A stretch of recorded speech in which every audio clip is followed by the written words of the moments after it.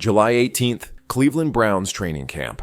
The occasion should have been electrifying. New rookies, new energy, and a focus on one of the most hyped prospects in years, Shedeur Sanders. But instead of celebrating the start of a new NFL season, the day was ruined by a single sentence, a question that resonated like a dog whistle through the press room's walls. Veteran reporter Mary Kay Cabot did not inquire about Shedeur's adjustment to the Browns' offense. She did not inquire about the altitude adjustment from Colorado, or how he was managing his first NFL repetitions. She asked him a profoundly personal, unrelated inquiry regarding his father's health. The subsequent quiet was not due to misunderstanding. It was recognition, because everyone in the room knew what had just transpired. That was not curiosity. That was not reporting. That was a challenge, a veiled punch wrapped in a question mark. Shedeur, calm and unreadable, did not accept the bait. He did something the playbook never prepares you for. He remained calm and serene. He announced, "I'm here to talk football." But the narrative does not stop there, because this moment, this subtle calm attack, triggered a firestorm. It pushed fans, past players, and commentators to confront an unpleasant truth that has been hidden in plain sight for years: the media's racial double standard when it comes to confident black quarterbacks. Shedeur Sanders did not enter the NFL looking to blend in. He stepped in as though he knew who he was. He acted as if he had nothing to prove to anyone. His record spoke for itself. At Colorado, he was more than simply a breakout quarterback. He represented a cultural moment: NIL deals, national media attention, elite-level statistics, and a leadership style modeled after his Hall of Fame father, Deion "Primetime" Sanders. But that's exactly where the difficulty starts, because there is still an underlying rule in the NFL media machine. If you're a young black quarterback, you may be talented, but don't be too arrogant. You can win, but you should be appreciative. You can have swagger, but only if the press allows you to use it. And Shedeur? He breached all the regulations. He did not show up in Cleveland to play the humble rookie game. He arrived polished, media-ready, and fully aware that his very presence would rattle cages. What about the showy watches? Intentional. The icy demeanor throughout interviews? Calculated. This was not arrogance. It was strategy. However, others, particularly those in press rooms who still expect some players to know their place, view such control as dangerous. It does not fit the mold they are used with. Instead of modifying the mold, they attempt to penalize the player. That is the game Shedeur walked into, and that is why he was targeted before he ever threw a pass. Mary Kay Cabot has been a presence in Cleveland sports media for several decades. She isn't new, she isn't careless. She understands just how powerful a question can be. So when she leaned forward during Shedeur's first major media interview and inquired about his father's health, it wasn't an accidental lapse. It was precise, it was pointed, and that was absolutely off subject. How does Deion Sanders' health relate to Shedeur's first NFL minicamp? Nothing. That's why it sounded so loud, even though it was asked in a calm, almost passive tone. It was not a curiosity. It was a provocation, a question intended to disturb and shift the emotional tone of the conversation from football to family, from professional to personal, from focus to vulnerability. But Shedeur did not blink. He did not raise his voice. He did not snap. He performed what seasoned professionals struggle to do. He neutralized the situation with a single phrase: "I'm here to talk football." He changed the power balance in the room.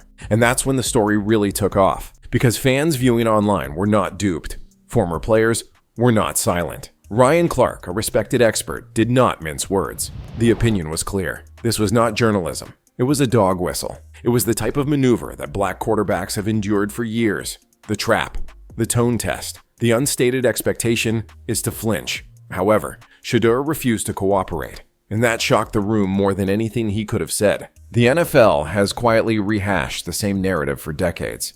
It doesn't have an official title, but everyone understands the plot. A young black quarterback enters the spotlight with swagger, confidence, and presence, and the media becomes uneasy. Suddenly, that confidence turns into cockiness. That swagger turns into ego. What about that presence? Rewritten as a problem in the locker room. We saw it with Cam Newton. Remember those headlines? Immature, self-absorbed, all because he grinned excessively and danced after touchdowns. How about Lamar Jackson?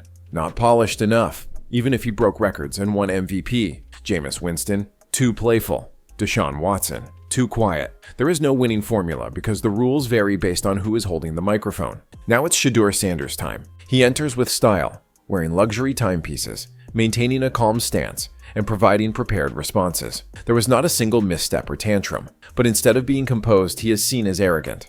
Instead of being commended for his maturity, he is accused of behaving too big for a rookie. What's the truth?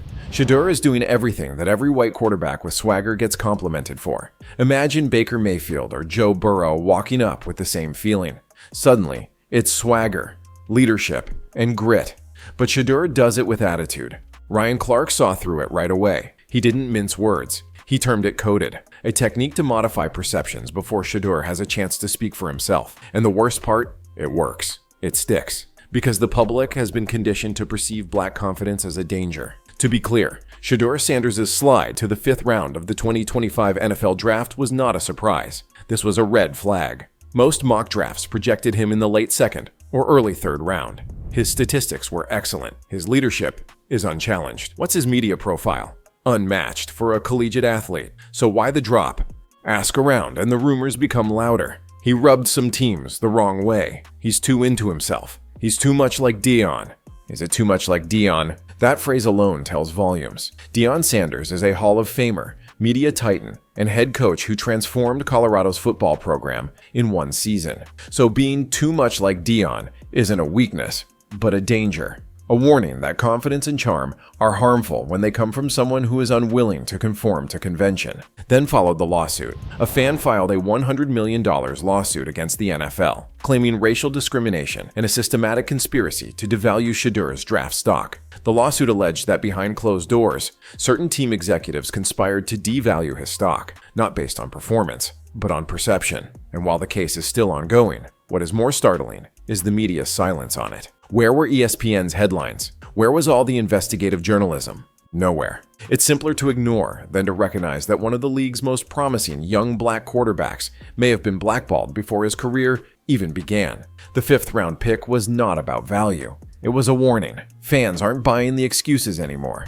Mary Kay Cabot did not appear out of nowhere. She has been covering the Cleveland Browns for decades, garnering a reputation as one of the most consistent voices in NFL media. However, over time, that perseverance has taken on a distinct form, and fans have begun to notice. Cabot's reports often exaggerate the bad, particularly when it comes to black quarterbacks. Missed repetitions during practice create character issues. Minor off-field troubles, such as driving fines, are turned into distractions. What happens when a player refuses to follow her narrative? She focuses the attention on the defects and leaves the rest to the public. It is a pattern, a blueprint. This is not the first time she has been called out for it. Former players, writers, and even fans on Twitter have noted that her coverage is always more hostile when aimed against confident black athletes. However, when she cushions it in concern or defines it as just doing her job, the deeper ramifications are obscured. Not this time. Her inquiry to Shedeur was not only rude, but also very revealing. It was not journalism. It was a test of boundaries. When Shedeur didn't give her the emotional response she desired, the media began muttering, "He's too guarded. He's too cold." Translation? He would not let her dictate the tale. However, today's supporters are not the same. They do not forget. They do not let things slip. They knew the game plan, and this time, they said it out loud and clear. The reporters converged on Shedeur Sanders, anticipating a reply. They wanted a headline. They sought a soundbite that they could deconstruct, manipulate, and use on the next morning's debate shows. Instead, they received grace. They received clarification. They found a young man who knew precisely where the trap was, and he went right past it. Mary Kay Cabot's question was not only inappropriate, but also symbolic, a reminder of how black athletes, particularly quarterbacks, are still required to demonstrate their value while avoiding attacks disguised as interviews. However, Shedeur did not perform the part that was written for him. He reworked the entire sequence, and in doing so, he demonstrated to a generation of athletes and fans that you don't have to raise your voice to command the room. This was not about a single news conference. It was about a transition, a shift in how we perceive media manipulation. A spotlight shines on the coded language that has been hidden in plain sight for far too long. Shedeur Sanders didn't simply endure that moment. He embraced it. That's why the detractors are astonished, because what they believed was arrogance turned out to be something far more destructive to their old system. Unwavering confidence cloaked in calm. They anticipated ego. They have elegance.